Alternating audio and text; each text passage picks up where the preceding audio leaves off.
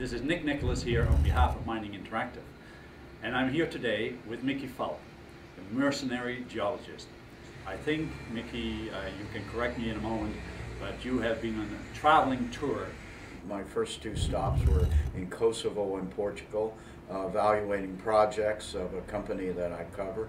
Then I proceeded to Geneva, where I presented at a boutique investor show, and the title of my talk was How to Evaluate Rare Earth Element Companies. And that tied in pretty well, because from there I went on to Sweden and looked at Tasman Metals Norrshar project. From there I went to Silmet, the only one of two light rare separation plants of any consequence out of China. Hopped across the Baltic Sea from there to Helsinki and flew up north to Rovaniemi and looked at Mawson's new exciting gold uranium discovery on the Arctic Circle. That Rompas project, which, as you know, I represent Tasman as well as Mawson. So tell us a little bit more about those projects and so on. My trip to Norrshar was quite interesting. I was in company of Magnus Lade, the chief geologist for Tasman. We spent a day and a half at Norrshar. I was impressed by the infrastructure, very close to the interstate highway in farming country, beautiful country that is. The deposit was quite interesting. It is a significant resource in heavy rare earth elements, strongly skewed toward the heavy rare earth elements. Magnus is a very capable geologist. They just finished the third phase of drilling, and Magnus was logging core. I was able to see outcrops. It confirmed my previous ideas about what I was going to see at Norrshar. It looks like it's going to be a very robust deposit. And the infrastructure there, as far as getting to the project, what do you think about that? Well, we traveled from Stockholm, and it was about a 3-hour drive on interstate highway. Most of that time was spent getting out of the Stockholm area. It can be pretty heavy. And we drove there in the afternoon and looked at the project briefly, and then spent the whole next day at the project. Infrastructure is absolutely as good as you ever get.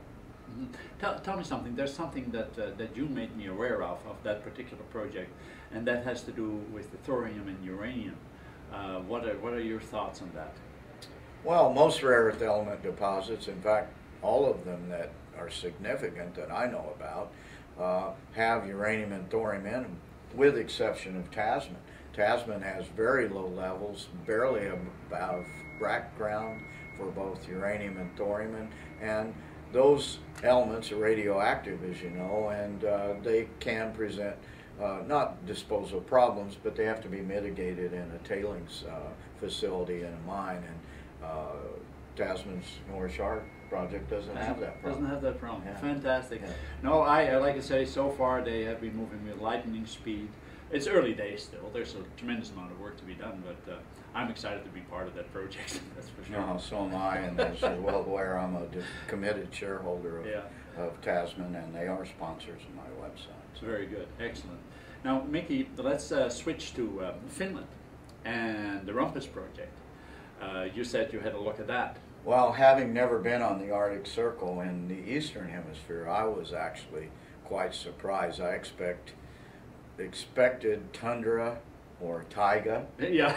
And lo and behold, we stayed in a farmhouse and on a shallow lake. It looks like northern boreal forest in eastern Canada. So there's infrastructure to Rompas, essentially very close to paved highways. You can drive around in most of the places. You don't even need a four-wheel drive to get to the occurrences, but it's got good infrastructure, and I was quite surprised by that. Sweden and Finland both have a very strong mining culture.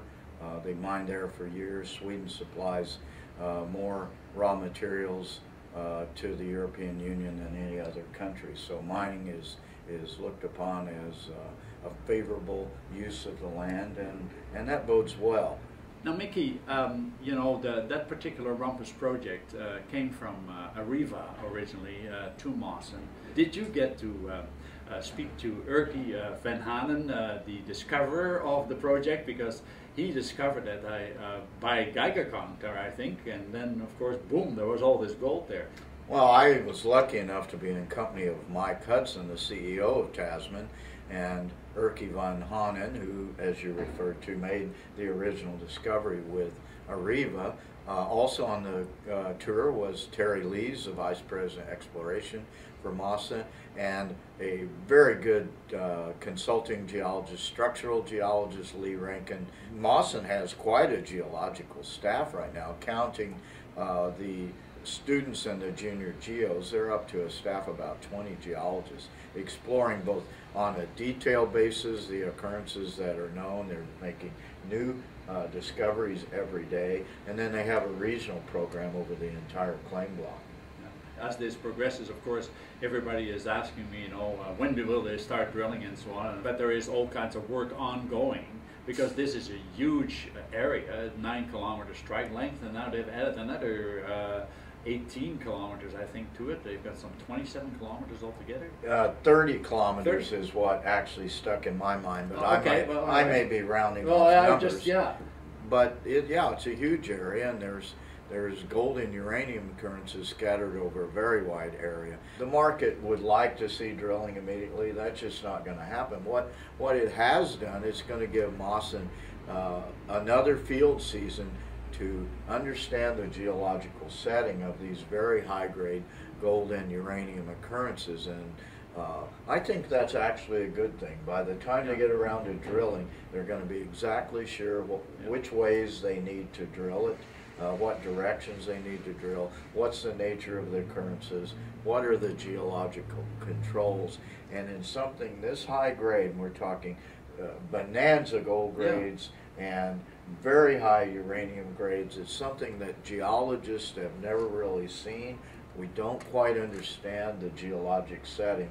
So I think this summer is going to be very productive, and they come in next year and drill this thing and give it its best shot. They of course did some small hole drilling because the outcrop is only 3% of the property, so they wanted to have a quick look. Yeah, they moved a very small Winky style drill, small diameter core, and basically the idea was to get through the shallow till to the underlying bedrock and get samples of that underlying bedrock. So those drill holes were not really designed to determine the style of mineralization. They were really stratigraphic holes, so they were designed to understand as best you could more information on the geological settings. There are geological occurrences of mineralization there, gold, uranium grades that we've never really seen anywhere else, to my knowledge, in the world. And there are many occurrences. As you well know, Nick, the drill is the old truth tool, and until this project is drilled, we really won't know. But it's certainly at this stage very exciting project.